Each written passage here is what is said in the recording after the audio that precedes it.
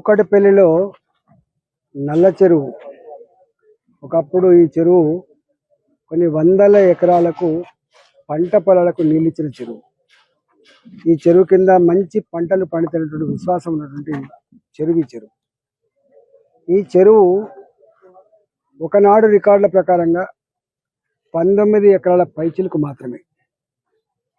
మళ్ళీ మధ్యలో సర్వే చేస్తే ఈ చెరువు 27 ఎకరాలుగా గుర్తింపు వచ్చింది. ఒకనాడు ఈ చెరువు 19 ఎకరాలు మాత్రమే మొత్తం. మధ్యలో మళ్ళీ సర్వే చేసుకొని 27 ఎకరాలుగా వీళ్ళు రికార్డులో లెక్కించుకున్నారు.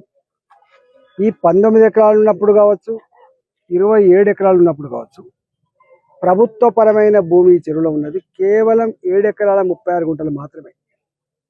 ఈ చెరువులో ప్రభుత్వపరమైన భూమి ఉన్నది కేవలం 7 ఎకరాల 36 గుంటలు మాత్రమే.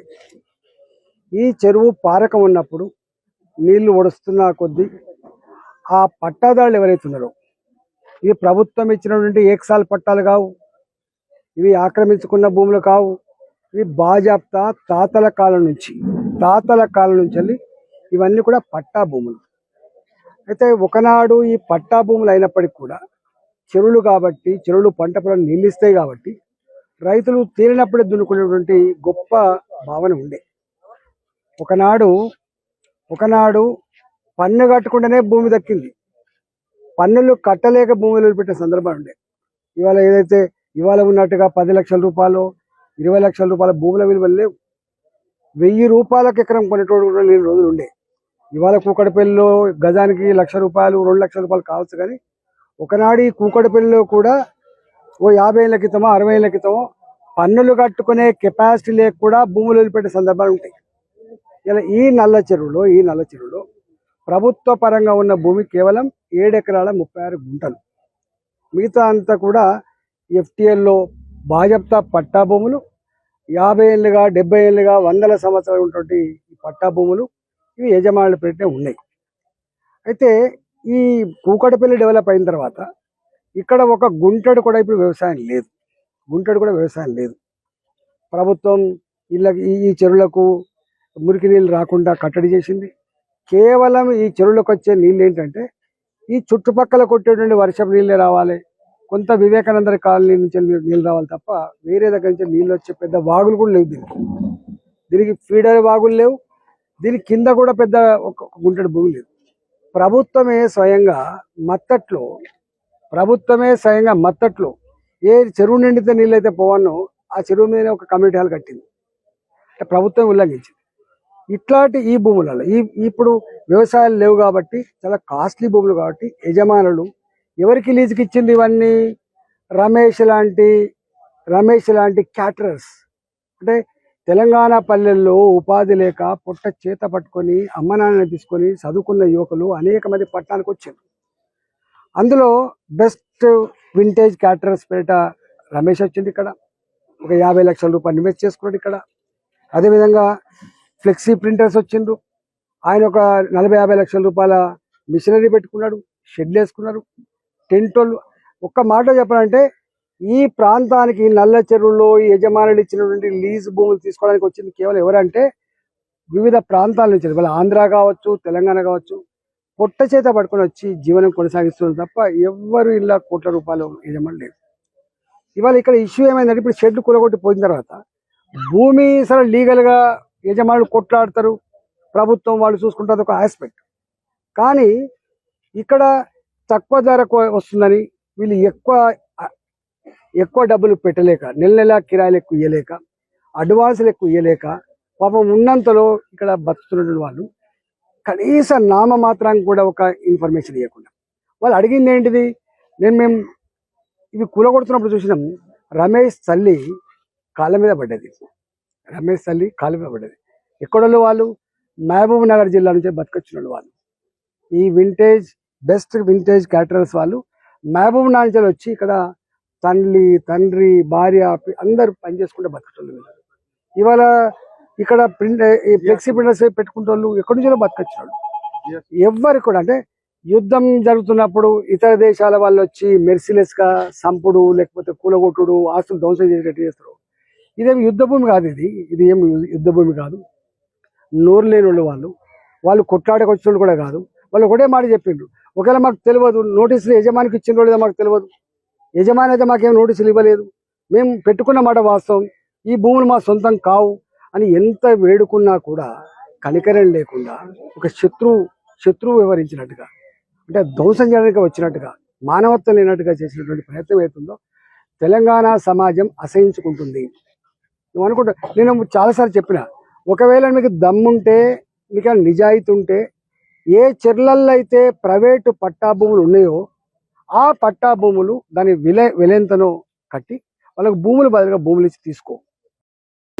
ఇవాళ ప్రాజెక్టులు కడతాం, అక్వైరీ చేసుకుంటాం, ప్రభుత్వ కార్యాలయాలు కడతాం, గవర్నమెంట్ అక్వైరీ చేస్తుంది. మన ఫార్మాసిటీ పేరిట 13,000 ఎకరాలను ఎట్లా అక్వైరీ చేసావు? అక్కడ ₹1 2 కోట్ల రూపాయలు విలువ ఉన్నప్పటికి కూడా నువ్వు అక్వైరీ చేసి 10 లక్షల రూపాయలకు అక్వైరీ చేస్తావు. ఏదో ఒక అక్వైరీ చేయాలి కదా.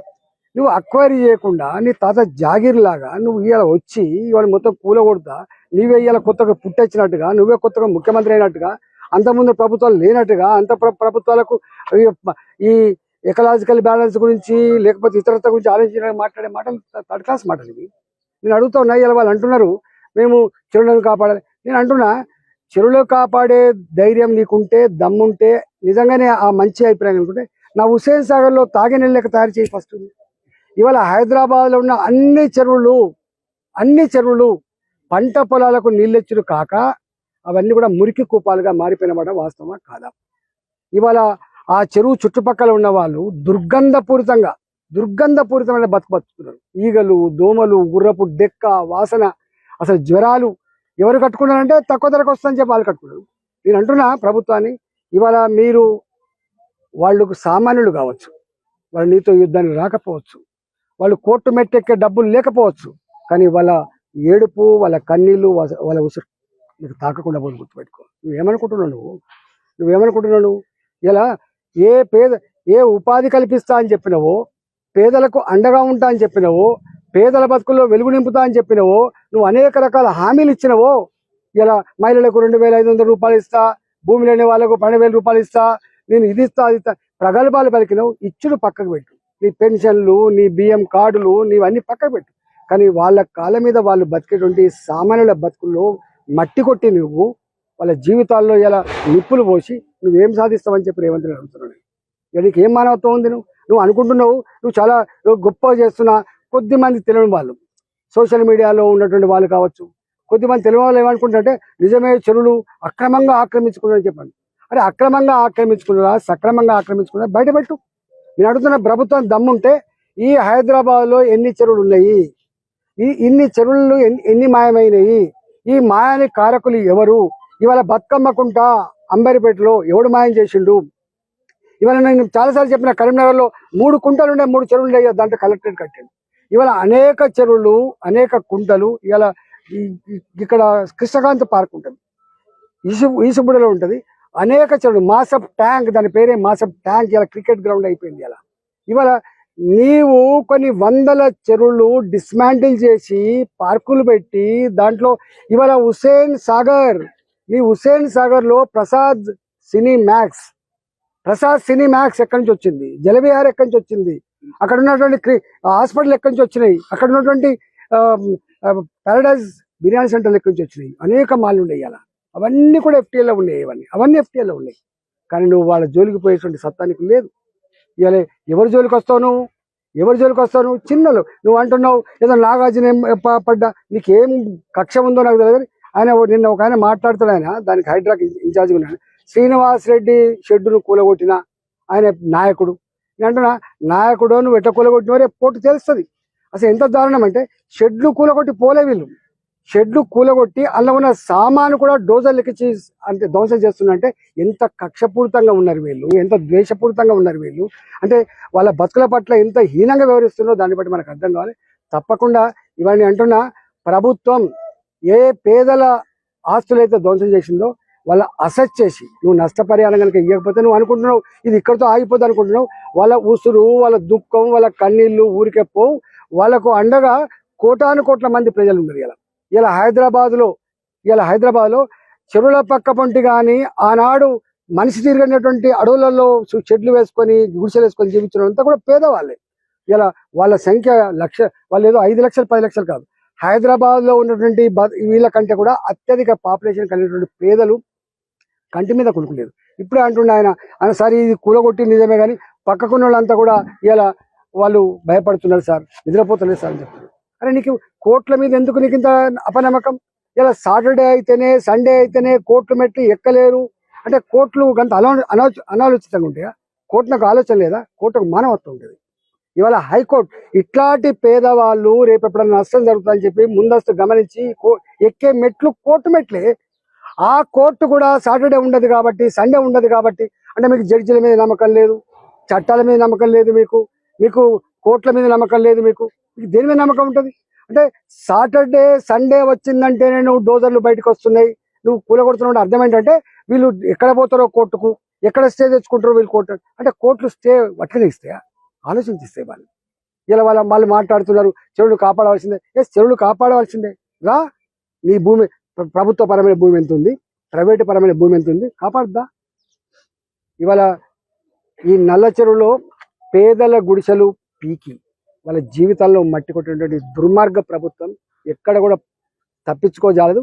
తప్పకుండా ప్రజలు చాలా మంది మేధావులకి నేను విజ్ఞప్తి చేస్తున్నా, పర్యావరణవేత్తలకు విజ్ఞప్తి చేస్తున్నా, మీరు టీవీలలో ఈయన చేసే పని చూసి ఆహా ఓ అనేటువంటి వాళ్ళకు రా ఎంక్వైరీ చేయండి.